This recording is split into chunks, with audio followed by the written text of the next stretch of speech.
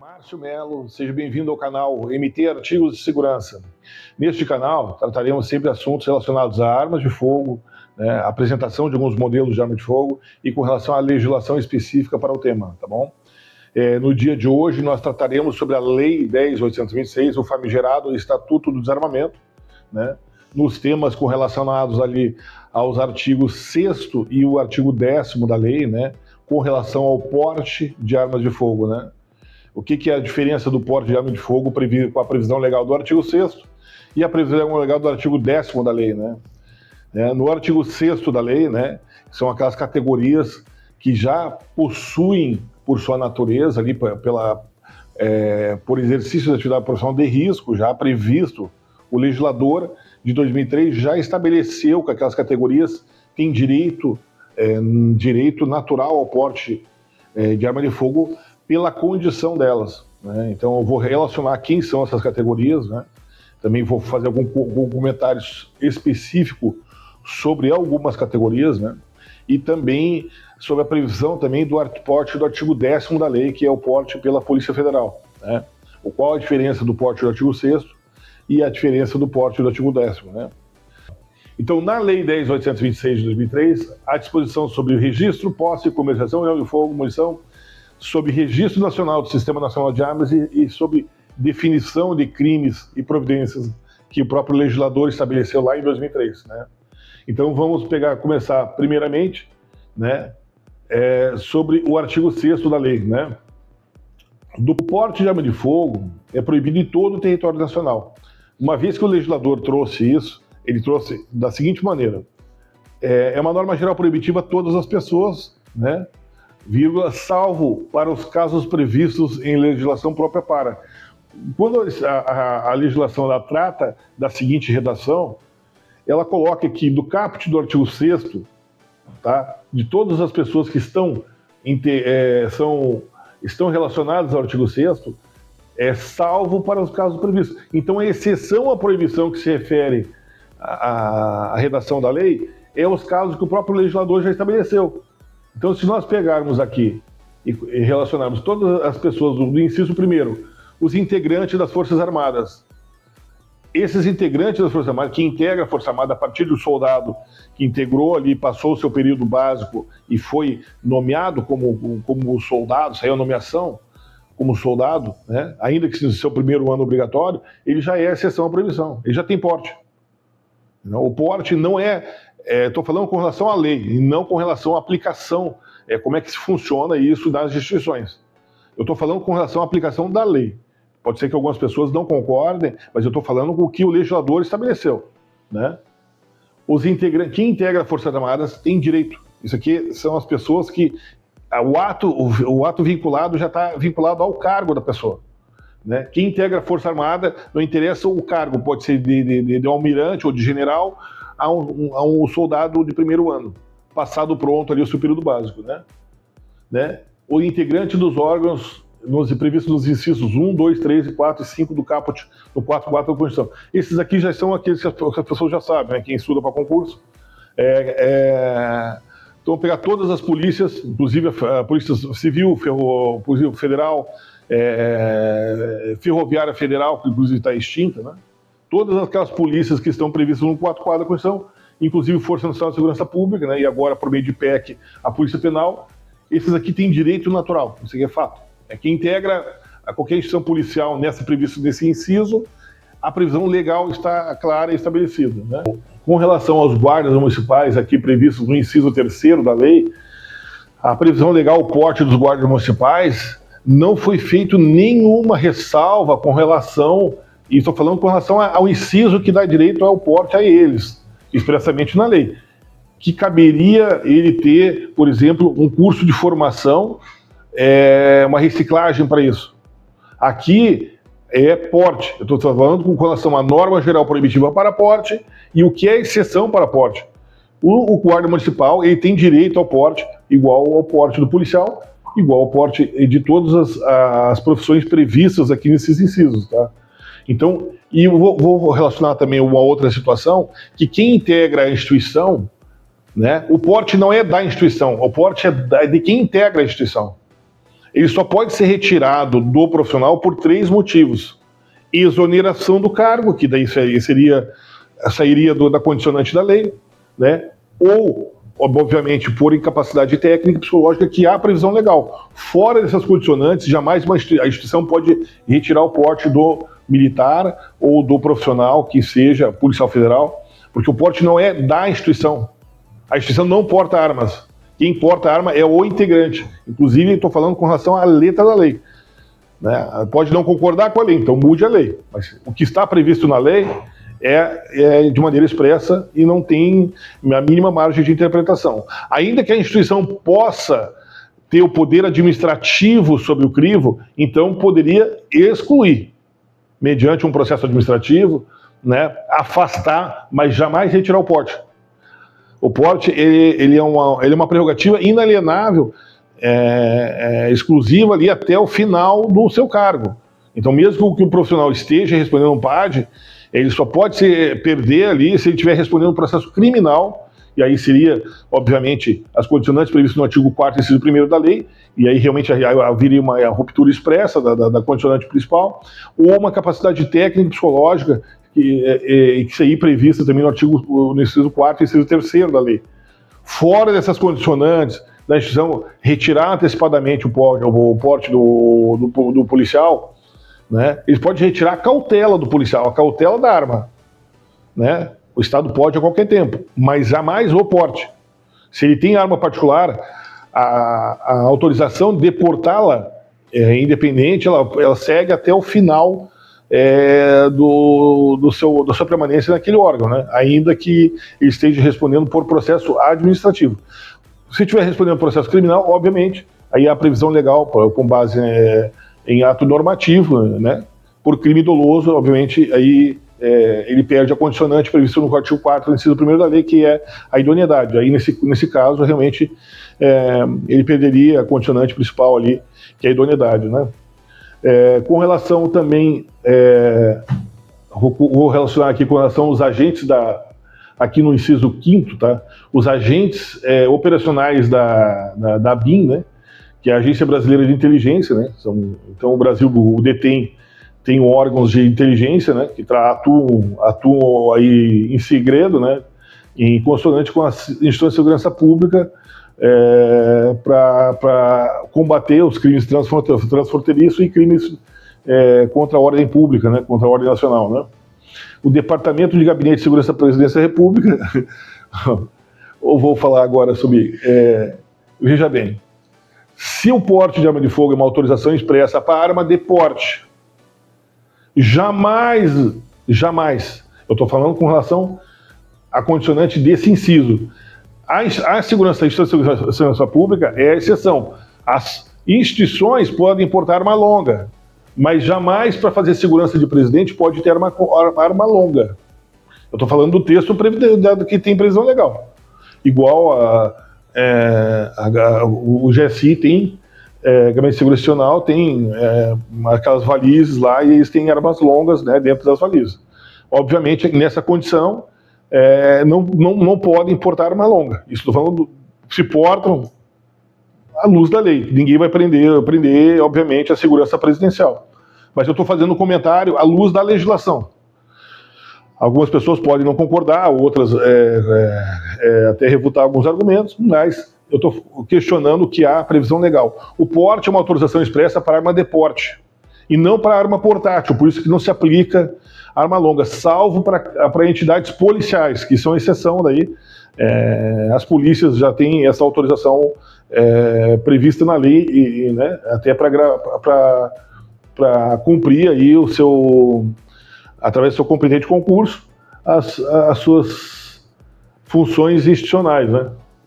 Então aqui, vou falar agora sobre os integrantes dos órgãos policiais referidos no artigo 51 e 52 da legislação.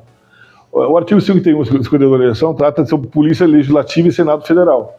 Não existe previsão legal do ponto de vista do 144 da Constituição. Esses integrantes não estão inseridos no 444 da Constituição.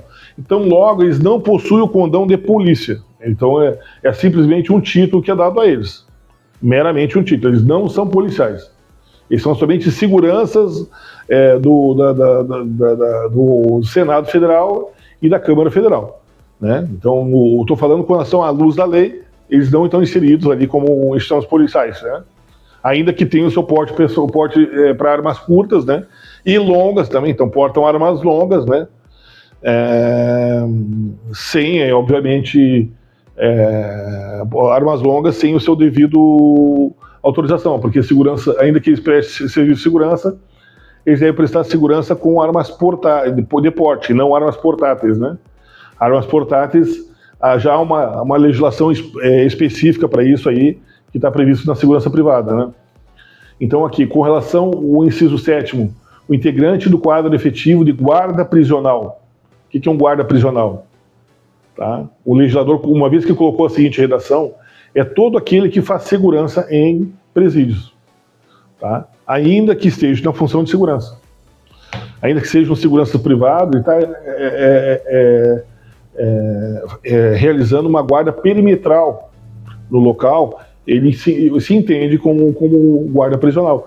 Né? Todas essas pessoas aqui, elas podem requerer o porte do artigo 10 da lei. Tá? A previsão da lei, tá? E depois eu já vou... A previsão da lei é a segunda porta para conseguir o porte pela Polícia Federal. E já vou explicar logo em seguida, tá bom? Então, os integrantes da escolta de presos e guarda portuário. O guarda portuário tem direito na lei. Tá? Ainda que as pessoas não concordem, isso aqui é previsão legal, é ato vinculado à lei. Essas pessoas que estão inseridas no artigo 6º, quando vão requerer o porte da Polícia Federal, elas não têm análise discricionária, é ato vinculado à lei. O próprio legislador já colocou eles em profissão de risco. Né? Então, no inciso 7º da lei, o legislador tratou da seguinte redação: integrantes do quadro efetivo de guardas prisionais, escolta de presos e guarda portuário. São 3 atividades, embora semelhantes, e são efetuadas por agentes penitenciários, né? Alguns estados ainda possuem agentes penitenciários temporários, né? Mas quando se trata de guarda de preso, não se estende somente ao policial penal agora, né? A profissão criada ao policial penal ou agente penitenciário. Aqui se entende a previsão legal, o risco por equiparação a todo aquele que executa guarda em prisões, tá? Por quê? Por que se executa?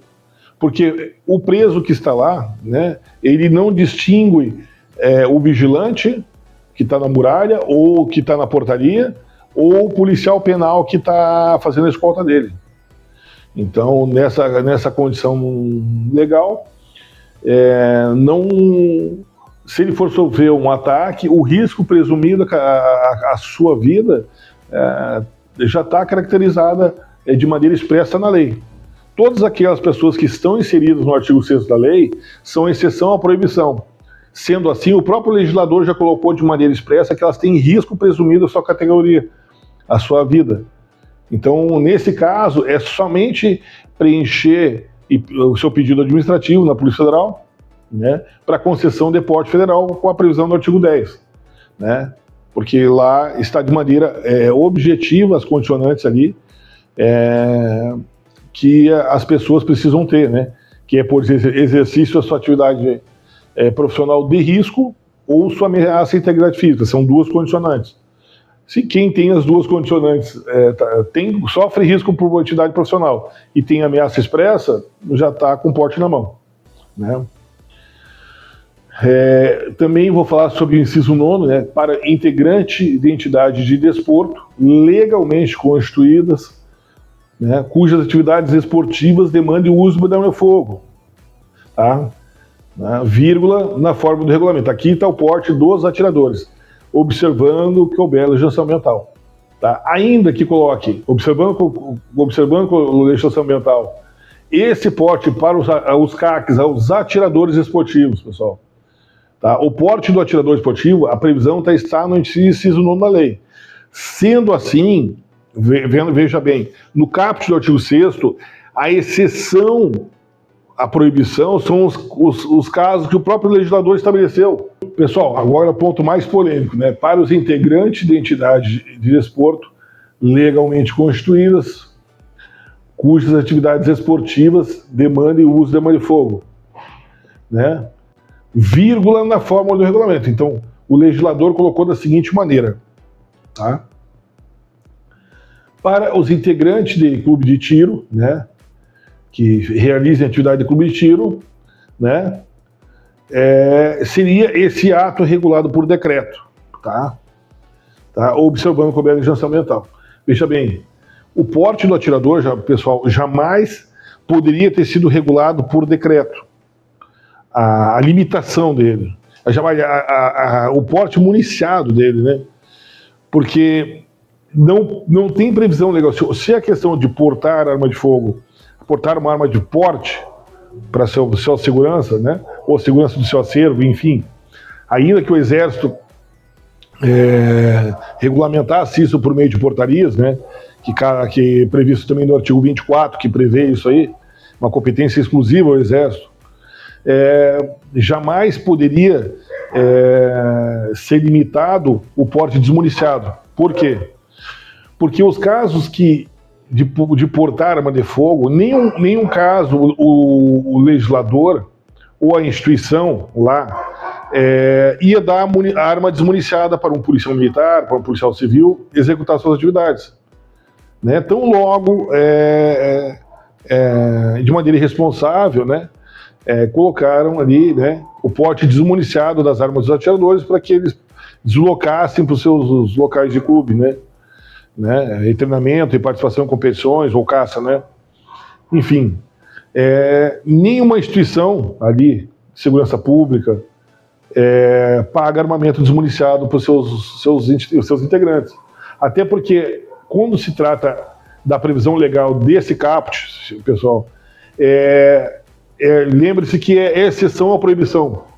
Quando se trata de relação a esse caput, pessoal, é exceção à proibição. Então, os atiradores têm previsão legal de porte.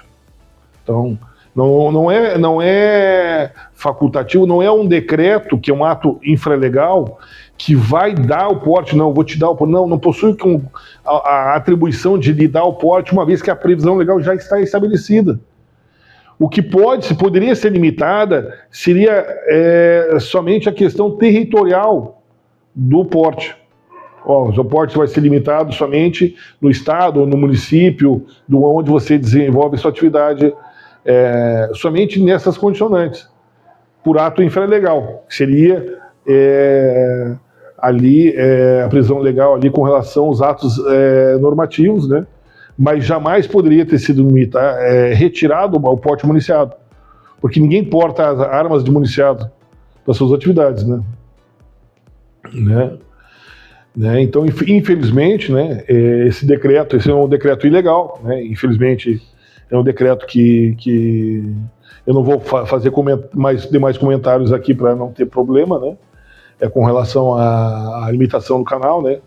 Mas, do meu ponto de vista, ele não cumpre a questão finalidade prevista na lei, né? Lembra-se que a lei a autorização prevista no artigo 6º é uma exceção à proibição, né? Aquelas pessoas que estão elencadas, elas têm direito natural. E sendo teu direito, tem que ser respeitado as suas prerrogativas. Jamais vão retirar o porte do policial militar ali, colocar, se o próprio legislador já estabeleceu que essa categoria tem porte, né, independente de qualquer coisa, o comando vai então de colocar que só os policiais, só para casa, só para o porte do integrante do inciso 2º, que são as polícias militares, civis, só podem ir para casa. Então, se eles saírem para ir no mercado, eles não têm mais porte. Né? Então, uma vez que está estabelecida a autorização expressa, né, dada essa prerrogativa, porque o próprio legislador já deu. Né? E quando o judiciário caça a autorização de um atirador porque está respondendo a um crime, alguma coisa, é caçado o porte dele. Então, os próprios juízes entendem o que é a questão do porte de arma de fogo. Os próprios juízes sabem que o atirador tem porte previsto na lei. Né?